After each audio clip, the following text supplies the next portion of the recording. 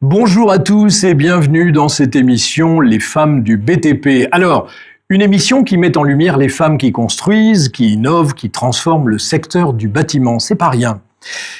Aujourd'hui, autour de cette table, nous allons dépasser les constats pour comprendre ce qui bloque encore la mixité et surtout ce qui fonctionne bien, parce qu'il faut le citer aussi. Alors, nous allons donc donner la parole à celles qui innovent, qui construisent, qui transforment le secteur du bâtiment. Et pour en parler, eh bien, je suis accompagné d'Hassan Kortab, producteur, réalisateur et porteur de ce projet ambitieux. Bonjour Hassan. Bonjour Claude. Et donc, à nos côtés, deux expertes des femmes de terrain. Il s'agit de Cindy Rock, chargée de mission prépa apprentissage au BTP CFA Occitanie Campus de Toulouse, prépa au féminin. Bonjour. Bonjour. Et bonjour Claire Stried, vous êtes fondatrice de World Building Woman. Bonjour Claude.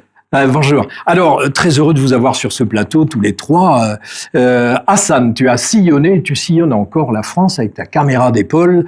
Quel a été le déclic? Pourquoi cette urgence à filmer les femmes du BTP? Explique-nous. Ben écoute Claude, c'est vrai que s'il y avait une urgence à faire ce projet, parce que c'est quelque chose qui me tenait à cœur depuis très longtemps. Et beaucoup de personnes me disaient qu'ils n'arrivaient pas à trouver en fait de femmes dans le BTP. Et beaucoup de femmes qui voulaient trouver des entreprises à travailler dedans. Et je voulais vraiment mettre en lumière toutes ces personnes qui sont vraiment inspirantes et donner des modèles aux femmes qui n'en ont pas aujourd'hui beaucoup parce qu'il n'y a pas assez de communication là-dessus, quoi. Alors, pour avoir présenté également des débats avec toi, je connais un peu le sujet, mais ce qui nous intéresse, c'est d'abord, qu'est-ce qui t'a le plus frappé dans les histoires que tu as filmées? Ce qui m'a le plus frappé, je te dirais, c'est que je vois la passion dans le regard de ces femmes que j'ai interviewées. Et quand elles en parlent, elles ont vraiment trouvé leur voie, tu vois. Elles se disent, il y a des gens qui ont été dans le digital, dans la communication et qui se sont mis à... Pour elles, il fallait qu'elles soient manuelles. Et du coup, quand elles se sont vraiment trouvées dans ces métiers-là, tu vois qu'elles sont elles-mêmes, vraiment elles-mêmes dans leur métier.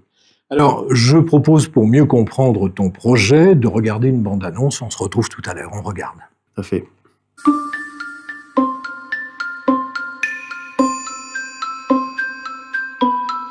De plus en plus dans notre société, on lit et on entend toujours que les femmes n'ont toujours pas leur place dans tel secteur d'activité. Elles sont peu nombreuses, mais elles sont là, sur les chantiers, dans les bureaux d'études, à la tête d'entreprises.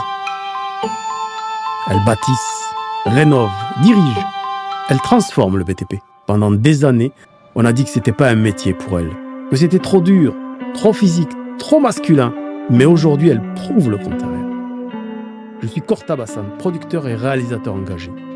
Avec mon ami François Dagalier, photographe, nous avons décidé de partir aux quatre coins de la France, à la rencontre de ces femmes du BTP, de recueillir leurs témoignages, leur parcours, leurs réussites. Mylène Lebert, architecte des PLG, je suis éco-gérante de l'atelier Confluence basé à Rennes. Je m'appelle Lucie Miklas, je suis maître d'œuvre, donc je suis la petite nana qu'on peut trouver sur les chantiers. Je suis Véronica de l'agence VZ, on m'appelle Madame Mesure dans le métier, je suis géomètre. Écoutez, bonjour, je m'appelle Thierry Jussaume, je suis le directeur de projet du lot 4 du métro de Toulouse, la 3e ligne.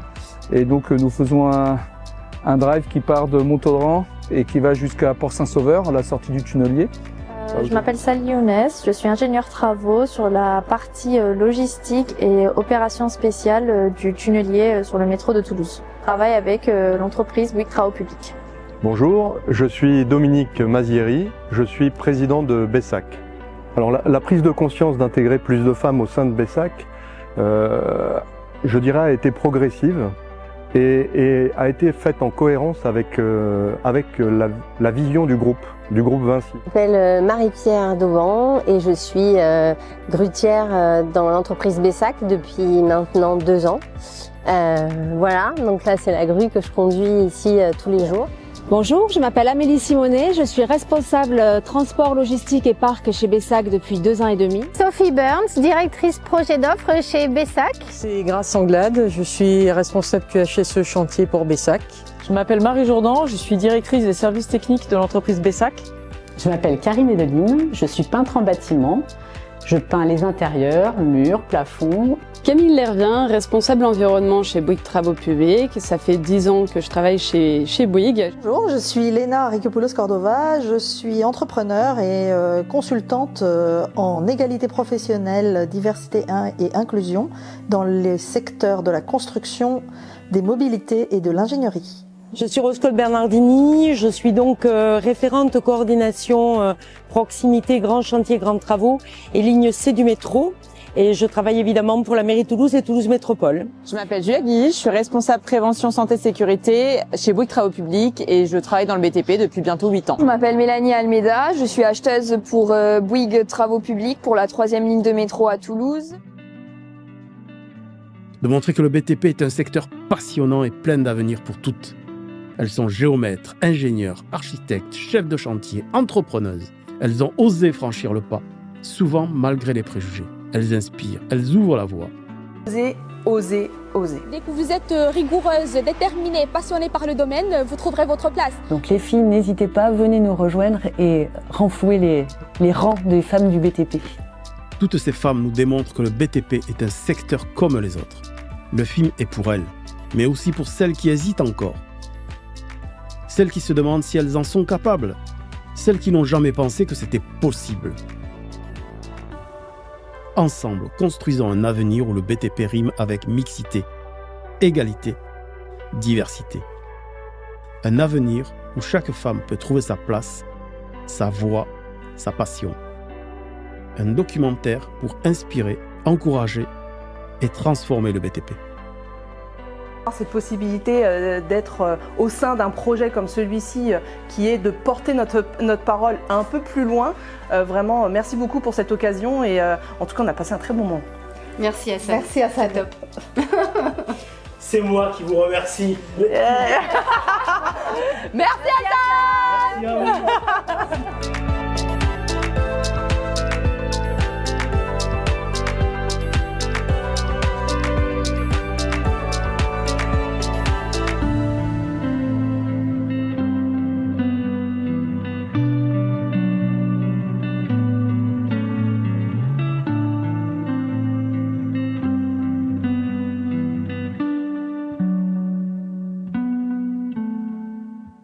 Bon, elles ont quand même l'air à l'aise dans leur basket, il faut bien le dire.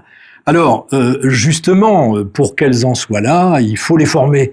Alors, Cindy Rock, vous êtes au cœur du réacteur BTP CFA Occitanie avec la prépa au féminin. Concrètement, c'est quoi? Un sas de décompression avant le grand saut? Oui, le dispositif prépa au féminin est un dispositif d'accompagnement pour les jeunes filles de 16 à 29 ans. L'objectif, c'est de leur permettre de mettre un premier pied dans le secteur du bâtiment via une immersion sur nos plateaux techniques et via une aide à la TRE, la technique de recherche d'emploi. Donc l'idée, c'est de les armer, en fait, c'est de leur donner les codes, de leur donner aussi une première culture générale du bâtiment pour qu'elles puissent après convaincre une entreprise, pour qu'elles puissent gagner en légitimité et se sentir confiantes face à un employeur, en fait. Oui, alors donc, on voit qu'il y a de la technique dans cette formation, mais il y a de l'humain aussi. Il faut qu'elles se sentent à l'aise. Alors, quel est le frein numéro 1 que vous levez grâce à cette prépa? La peur physique, le regard des autres? Je dirais que le frein numéro 1, ce sont les représentations liées au métier du bâtiment. D'accord. En fait. On a dans l'imaginaire collectif l'idée que les métiers du BTP sont des métiers inaccessibles pour les femmes, et c'est en fait le premier frein que l'on lève dans cette prépa. Ok, donc les préjugés persistent le plus chez les employeurs, et ce sont lesquels la plupart du temps? C'est parce qu'elles sont juste des femmes ou oui, ils n'ont pas confiance? Je dirais que le préjugé numéro 1 est lié à l'image que l'on se fait des femmes, la fragilité des femmes. D'accord.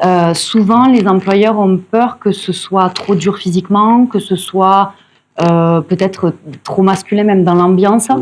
Après, on a quand même une belle évolution de ce côté-là. On a beaucoup d'employeurs qui commencent petit à petit à nous prendre des femmes et en général, ils y reviennent. Ouais, et ils ont envie certainement de voir qu'elles-mêmes ont envie. Alors, qu'est-ce qui les motive à ces jeunes femmes? Alors, il y a plusieurs leviers, je pense. Elles sont motivées par la créativité, je dirais, le fait que ce soit un travail quand même manuel. Et il y a aussi l'ambition de créer sa propre entreprise, d'évoluer dans ce secteur. Après, les femmes en général, sans faire de globalité, mais ce sont des candidates qui ont bien travaillé le projet en amont, qui ont pris le temps de réfléchir. Du coup, ce sont des projets qui sont relativement bien construits et ce sont des candidates qui sont engagées. D'accord. Alors, si une entreprise veut accueillir des femmes demain, quelle est la mesure numéro 1 à mettre en place? Alors, la mesure numéro 1, je dirais que c'est en termes de logistique. Oui. Je parlerai des vestiaires et des sanitaires parce que c'est une chose qui a souvent été remontée par les entreprises, le fait de ne pas pouvoir, de manière matérielle, accueillir une femme sur un chantier. Mmh. Et on parle de résultats. Alors, quel est le taux d'emploi à la sortie? Alors, sur le dispositif prépa au féminin, on est aux alentours de 60% en termes de taux d'insertion.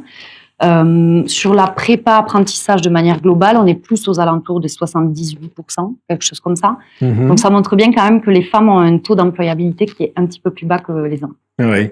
Vous avez un exemple d'entreprise où votre intervention a radicalement changé les choses?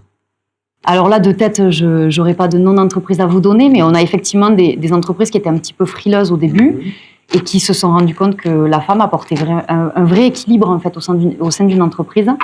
Ça apporte également d'autres types de compétences. Et ces entreprises, en général, sont après tout à fait favorables à l'insertion des femmes dans leurs entreprises, dans leurs équipes. Ouais, quelles sont les 3 mesures prioritaires pour une PME qui nous regarde? Les 3 mesures prioritaires. Pour employer une femme, pour embaucher des femmes, et des femmes dans le BTP, bien sûr. Oui, je reviendrai sur la logistique, parce que c'est quand même quelque chose qui est très important. L'équipement. Les EPI aussi, c'est quelque chose dont on doit parler, parce qu'il existe peu d'entreprises qui fournissent des EPI à la taille et voilà, qui correspondent aux morphologies des femmes. On va déterminer EPI. Oui, EPI, équipement de protection individuelle. Merci.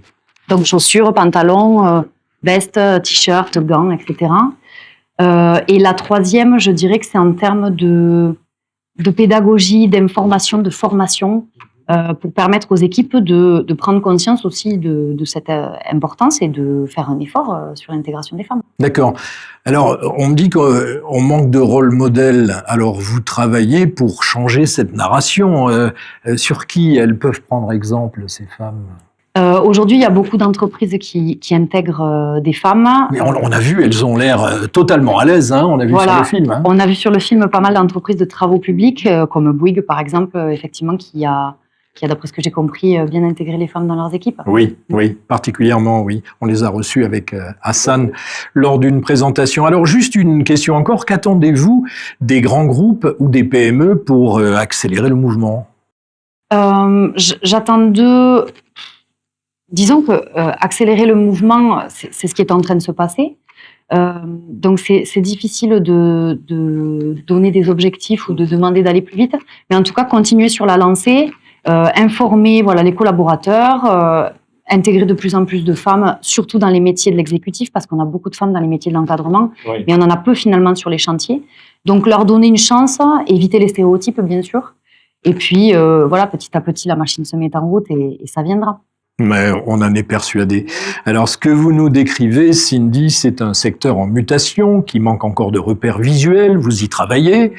On comprend que la théorie, c'est bien, la réalité du terrain, c'est mieux. Alors, on a un sujet maintenant à regarder. 2 jeunes femmes qui ont osé franchir le pas et qui sont en formation au BTP CFA Occitanie, campus de Toulouse. À ça, on regarde.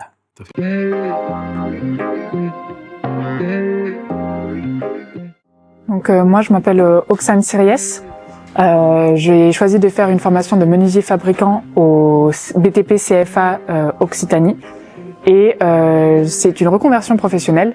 Avant je travaillais en parc zoologique en tant qu'animatrice et j'ai choisi de faire cette reconversion parce que je voulais ne plus travailler les week-ends et rester dans un métier où je pouvais être active physiquement et donc le manuel me plaisait et notamment plus particulièrement le bois.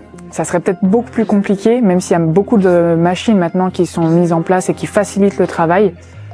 Du coup, c'est ça qui m'a orientée vers la menuiserie. Et après, pour l'aspect, est-ce que c'est un monde très masculin?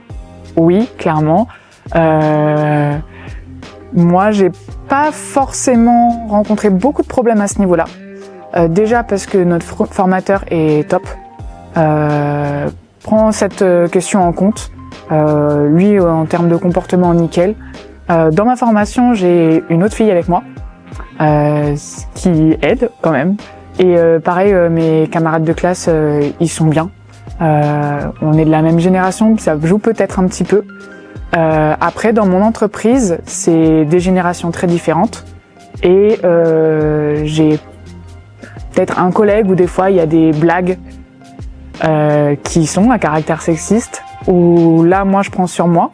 Ça, c'est à voir chacun comment on y réagit. Moi, j'ai décidé de...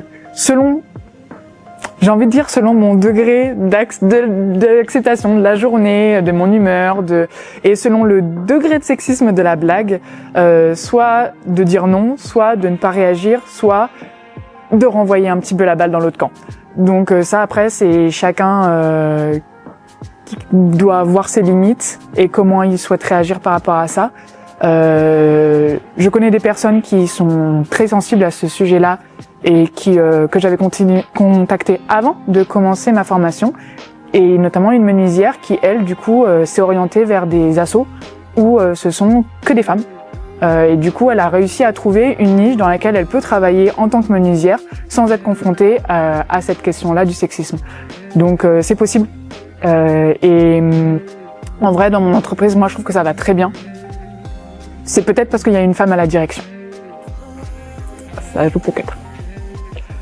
Pour celles qui hésiteraient, si l'envie est là, moi je dis d'y aller, parce que c'est un métier qui est bien. C'est un métier qui est vraiment intéressant à pratiquer. Donc si l'envie est présente, pourquoi s'en priver? Vous avez la possibilité de changer. La menuiserie, ça embauche. Si vous avez envie, c'est parti. Bonjour, je m'appelle Louane, j'ai 21 ans, je suis en CAP métallier au BTP CFA de Toulouse. J'ai eu mon bac général, je suis quelqu'un de très créatif, donc je me suis tournée vers des métiers créatifs. J'ai fait un bachelor sur 3 ans dans le marketing digital, donc je touchais à tout, mais je me suis rendu compte d'une chose simple, c'est que c'était créatif mais pas manuel. À côté de ça, j'ai développé des intérêts pour la mécanique automobile. J'ai donc fait plusieurs forums, plusieurs recherches via des connaissances, et tout ce petit chemin m'a amené au BTP CFA de Toulouse avec la formation métallier sur 1 an. Donc c'est un cursus qui est sur 1 an à la place de 2 que je fais à l'heure actuelle. Ce que je préfère faire, alors le métier de métallier, c'est un métier qui est extrêmement large. On touche à beaucoup de choses et à beaucoup de techniques différentes. Maintenant, si je devrais en choisir une parmi les autres, je pense que ce serait la soudure. C'est quelque chose que j'aime beaucoup, il faut être attentionné, il faut être précis, prendre le temps de faire les choses pour que ce soit propre et que ça tienne surtout. Donc on a beaucoup de responsabilités en soudant et c'est quelque chose... J'aimerais bien me spécialiser dans la soudure. Donc oui, j'ai eu quelques appréhensions avant de rentrer, forcément, mais elles ont vite disparu puisque je me suis rendu compte que c'était vraiment quelque chose qui me plaisait et que il y aura tout le temps des réflexions, il y aura tout le temps des a priori, mais ce qui compte avant tout, c'est de faire quelque chose qu'on aime. Alors avec mes collègues, dans mon entreprise, je suis la seule femme et je suis la première femme qu'ils ont accueillie. Donc ils avaient un peu peur au début que peut-être ça se passe pas trop bien dans l'atelier, mais ils ont fait tout ce qu'il fallait, en tout cas au niveau pédagogique, pour que je puisse être acceptée à 100%. Et c'est ce qui a été fait, puisque à l'heure actuelle tout se passe très très bien. On me dit même que l'atelier est plus calme depuis que je suis arrivée. Mais moi, j'ai aucun problème avec ça. Il peut y avoir des moments où, oui, mes compétences de femme, notamment pour porter des choses lourdes, peuvent m'handicaper. Mais j'ai tout le temps une personne qui est là disponible avec moi pour pouvoir m'aider et m'apporter de l'aide. Donc, il y a eu des petites peurs au début, mais à l'heure actuelle, tout va bien. Si j'avais une copine qui hésiterait à se lancer, je pense que je lui dirais de foncer, parce que il y a beaucoup de barrières qui sont mises pour nous les femmes en réalité pour entrer dans ces métiers, mais il n'y a rien de mieux que d'être passionné par ce qu'on fait au quotidien. Et ça, je m'en suis réellement rendu compte à partir du moment où je suis rentrée dans l'entreprise où je suis maintenant. c'est que j'ai le sourire le matin quand je me lève et qu'il n'y a rien de mieux que d'être content de ce qu'on fait au quotidien et d'être passionné par ce qu'on fait.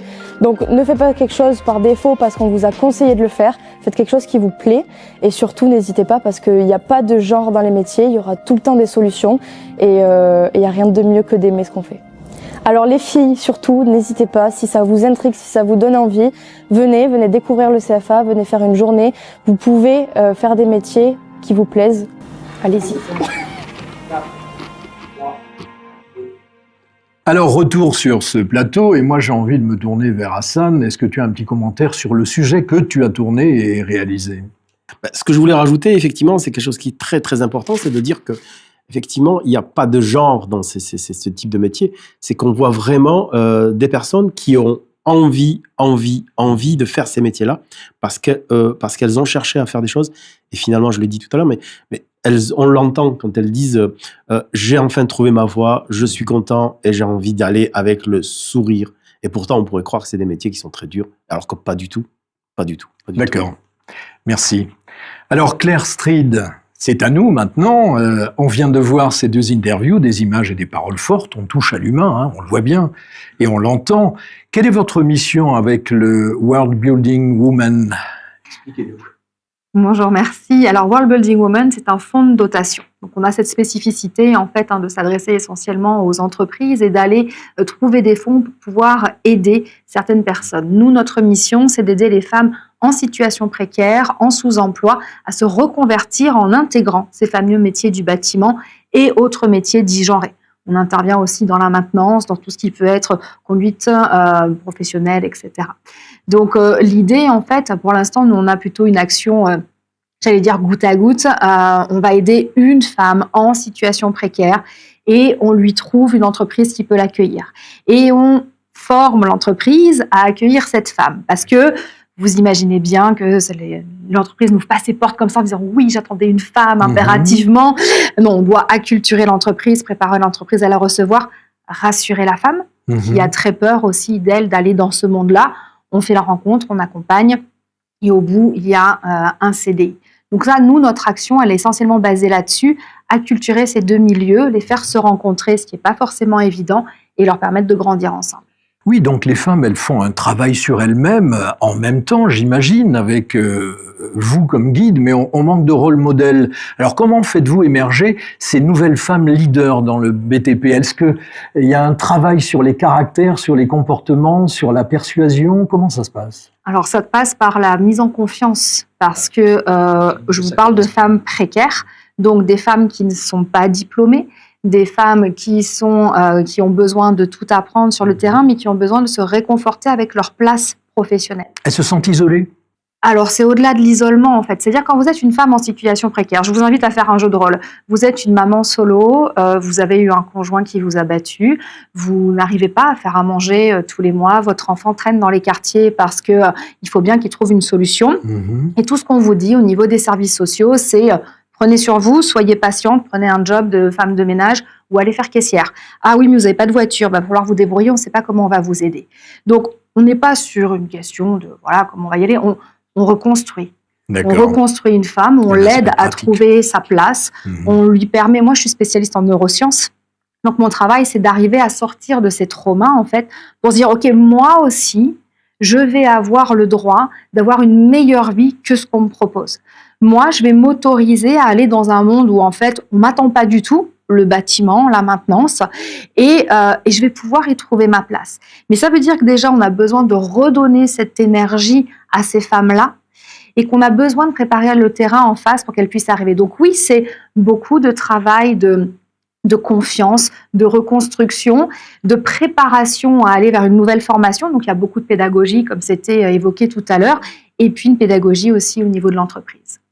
Vous nous donnez un exemple, par exemple, vous pouvez même changer le prénom. Ce sera fait de toute façon. Oui, donnez-nous une narration qui a réussi. Comment ça s'est passé ? Alors, pour une entreprise de plomberie et chauffage perdue dans la forêt, vous ne direz pas où, mais en France, en fait, on a mis en place un programme on a créé 2 postes d'agente de maintenance. Et on a cherché, on a eu beaucoup de mal à trouver des personnes. Et puis, on s'est dit, on va passer par le bouche à oreille de nos équipes déjà sur place. Et c'est là qu'on a réussi à trouver la cousine de quelqu'un qui était dans une situation plutôt dangereuse et qui n'osait pas s'afficher dans une recherche d'emploi parce que pas en sécurité. On l'a accueillie, on l'a intégrée, ça s'est extrêmement bien passé. Elle s'est rendue compte qu'en fait, il n'y avait pas besoin de... Vous savez, en général, ces femmes ont un parcours compliqué avec l'école. Donc, le fait de les remettre en situation d'apprentissage, c'est extrêmement stressant. Et là, elle s'est dit, OK, en fait, j'ai pas besoin de retourner à l'école, je peux juste, dans l'entreprise, apprendre quelque chose, et quelque chose qui me valorise. Donc, on a cette belle histoire, on va l'appeler Marie, on a cette belle histoire, et on en a plusieurs comme ça qui permettent de se dire, c'est possible. Et je rejoins ce que disait Cindy, ça transforme aussi l'entreprise et la dynamique d'équipe. Depuis, dans cette entreprise-là, on a recruté plusieurs femmes et c'est une vraie réussite et ça fait du bien. Et ça permet de se dire que c'est possible. Voilà, vous disiez tout à l'heure qu'on n'a pas assez de rôle modèle parce qu'on n'a pas assez de situations à mettre en avant. Et plus on va pouvoir le faire, comme le fait très bien Hassan avec ce projet-là, plus on va pouvoir nourrir en fait l'imaginaire des jeunes filles aujourd'hui, mais aussi de ces femmes en reconversion qui, à 20, 30, 40, 50 ans, se retrouvent dans une impasse. Et où, en fait, quand on leur propose quelque chose, en fait, on leur propose rien, ou rien qui puisse les valoriser. Donc, c'est là-dessus qu'on avance ensemble. D'accord. Alors, un mot sur le débat croisé à propos de ce futur immédiat, parce que quand vous prenez en charge une femme pour l'aider, c'est dans l'immédiat, c'est ce qui va se passer, ce sont les actes qui vont suivre de votre part, de la sienne, puis de celle des entreprises, j'imagine. Alors, je me tourne vers vous trois en même temps, on va faire un peu de ping-pong si vous voulez bien. Vous parlez d'un besoin de créer un environnement accueillant. Alors, est-ce un problème d'image, de culture interne ou d'organisation logistique, d'un manque de communication? Qui répond? Oui, moi je veux bien répondre. Je pense que c'est un mélange entre tous ces facteurs. En fait, Ouais. c'est multifactoriel, c'est lié à nos idées, à nos mœurs, à notre culture. C'est aussi lié à notre histoire. C'est vrai que les entreprises ne sont pas encore équipées, elles ne sont pas encore habituées à avoir des femmes sur le chantier. Donc, c'est vraiment un travail multifactoriel. Et vous sentez de l'écoute auprès des chefs d'entreprise quand vous tenez ce discours? Comment ça se passe? Ça dépend. En fait, ça dépend. C'est-à-dire que là, on a, avec le sujet que fait Hassan, on a des postures plutôt grands groupes, grosses entreprises qui, elles, sont très ouvertes à tout ceci, avec des femmes qui sont diplômées. Quand on est dans cette logique-là, on va dire les esprits s'ouvrent. Moi, je vois par exemple avec le fonds de dotation, on est avec des femmes qui ne sont pas diplômées, qu'on va former sur le tas, et nous, on est sur de la TPE-PME. Donc, c'est quelque chose de plutôt confrontant de dire, OK, ça fait 6 mois que vous êtes en difficulté de recrutement, nous, on vous propose d'inclure une femme dans un monde d'hommes, une femme qui ne connaît pas le secteur. Là, on a un petit pas de recul. C'est pas la totale fermeture, mais c'est pas non plus la standing ovation. Et il y a toutes ces questions de comment on va faire. Comment on va faire par rapport au vestiaire, comment on va faire par rapport aux autres gars, comment on fait avec la déco qui est peut-être pas du tout adaptée, comment on fait par rapport à toutes ces logiques-là. Donc c'est quand même ça invite à une prise de conscience de leur quotidien qui, lui, ce quotidien n'est pas du tout ouvert à accueillir une femme. D'accord. Parce qu'au-delà de ma question, Hassan, je suis un patron de PME et je veux féminiser mes équipes. Demain, par où je commence? Tu sens aussi qu'il y a une écoute de la part des hommes, des employeurs? Oui. C'est pour ça que dans mon projet, il y a aussi le fait de montrer aussi des hommes qui tirent un peu vers le haut, en fait, toute cette thématique. C'est pour ça que je mets Thierry Juissom, que je mets Dominique de Bessac, qui est le directeur, qui montrent, c'est quand même des gens qui ont une réflexion en amont pour éviter effectivement qu'il n'y ait que des hommes. Et effectivement, c'est pas facile de remettre en question les gens qui travaillent. Mais en fait, depuis que j'ai commencé mon projet, je m'aperçois que beaucoup de gens vraiment changent. Et il est vrai que là, je montre quand même pas mal de gens qui sont dans des gros groupes, mais aussi dans mon projet, il y a des femmes qui sont artisanes. Donc, il n'y a pas que des grandes nanas qui sont bien diplômées, etc., etc. Il y a aussi toutes les autres qui derrière qui sont là quand même et qui font bouger. Et c'est important à montrer. Vraiment très important à montrer. Mais elles ont besoin de voir ces têtes de proue en disant, tout à fait, c'est possible. C'est les stars, quoi. Voilà, j'ai envie d'être comme elles. même si elles font pas peut-être forcément le même métier. Et je m'aperçois que le fait de les voir à elles, ne serait-ce que quand on voit la personne qui est derrière et qui était, elle, dans la restauration et qui est devenue maintenant grutière chez Bessac. Pourtant, la restauration, il y a un grand pas jusqu'à devenir grutière. J'en ai, par exemple, quand on a vu l'ébéniste qui, elle, travaillait, qui est justement formée chez toi, Cindy, qui, elle, était avant dans le milieu animal, etc., et qui est devenue aujourd'hui, elle voulait faire quelque chose de manuel, et qui s'y dirigeait vers le bois, vraiment. Le bois, c'est quelque chose elle ressentait le bois, tu vois. Voilà, on sent qu'on se dirige vers la conclusion que la mixité n'est pas une concession faite aux femmes, mais c'est une richesse pour l'homme également. Alors, dans cette séquence inspiration, puisqu'on y est en plein, Hassan, avant de conclure, je voudrais bien que tu t'adresses directement à celles qui nous regardent, les jeunes filles, les femmes. Tu nous as écrit à cette jeune fille qui hésite ou à cette femme en reconversion et qui a peur de se lancer. Hein, c'est bien ce cas de figure qu'on traite. C'est ça. Donc, qu'est-ce que tu aurais à leur dire ? Ce que j'aurais à leur dire, de toute façon, aujourd'hui, si vous avez vraiment, comme elles l'ont toutes dit dans mes vidéos, elles le disent toutes à la fin, les filles, si vous avez envie, si vous sentez que vous êtes à votre place en faisant tel ou tel métier, mais elles disent toutes, c'est pas moi qui le dis, moi je suis juste la lumière qui retranscrit leur envie de faire, c'est allez-y, osez le faire, osez, vous avez envie, ne vous posez pas de questions, trouvez les bons intervenants tout autour de vous et vous les trouvez. Alors les filles, comme elles disent toutes, les filles, si vous avez envie de le faire, faites-le, osez, soyez vous-même et passez le pas, quoi. Et c'est vraiment ça que j'ai envie de transmettre dans mon projet, vraiment. Allez, pour terminer sur une note vive, nous allons passer à notre séquence flash. Alors, une question, une réponse du tac au tac, on y va. On commence par Cindy Rock, BTP CFA Occitanie. Cindy, 3 questions, un cliché à bannir. La fragilité. Merci. Un outil que vous adorez. Le mètre ruban. D'accord. Et le BTP en un mot? L'ambition. D'accord. Merci. Claire Streed, World Building Woman. Alors, première question, un préjugé qui vous agace? À la fragilité émotionnelle des femmes. D'accord, ok. Un modèle féminin? Kelly Cruz. D'accord. Et enfin, votre mot étendard préféré? Très bonne question. L'audace. L'audace, merci. Hassan, c'est à toi, une image qui te marque? Vraiment, l'image qui me marque, c'est la fierté que je vois sur ces visages quand on voit qu'elles le vivent, quoi. Voilà, ça me plaît, quoi. Est-ce que c'est ton moteur? Oui, je dirais, c'est vraiment oui. Et aussi réduire l'injustice qu'il y a par rapport à ça. D'accord. Donc une valeur non négociable? La valeur, c'est vraiment le respect de la personne. Vraiment respecter la personne pour ce qu'elle est et pour ce qu'elle va être quand elle aura osé, qu'elle aura franchi. D'accord. 3 minutes intenses, merci à tous les 3. Le message est passé, mesdames et messieurs, en tout cas on l'espère de tout cœur. Merci Hassan, merci Cindy Rock et merci Claire Streed. Je crois qu'on peut dire que le chantier reste ouvert. Oui. En tout cas, un grand merci aux équipes de ce studio Média Group, à également Florent Charles et Hassan. Un dernier mot pour la suite. Je voulais dire aussi que Claire Streed est devenue partenaire aussi du projet. Et ça, c'est une fierté aussi, parmi tant d'autres. Cindy, que dire? Il y a beaucoup de choses à faire encore ensemble. Oui. Donc, je pense qu'il y a beaucoup de choses qu'on va faire ensemble. Et je continue à chercher des partenaires vraiment valorisants et qui valorisent le projet, quoi. Ça, c'est clair. Dans la prochaine émission, nous aurons d'autres témoignages inspirants. En attendant, prenez soin de vous. Merci de nous avoir suivis. À bientôt.